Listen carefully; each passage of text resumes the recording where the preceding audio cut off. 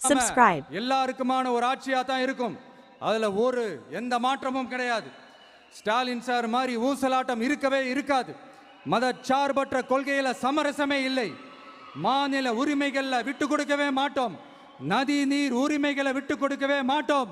சமூக நீதி, சம நீதிய, சமத்துவ நீதிய ஒரு நாளும் விட்டு கொடுக்கவே மாட்டோம்.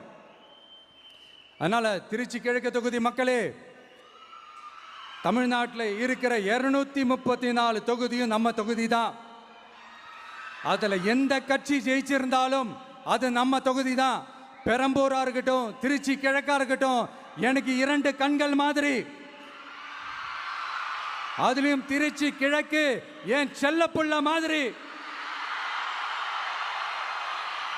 அதனால வரப்போற இடைத்தேர்தல்ல உங்க வீட்டில் இருக்கிற ஒருத்தரை, உங்கள ஒருத்தரை தான் வேட்பாளராக நிக்க வைக்க போறோம்.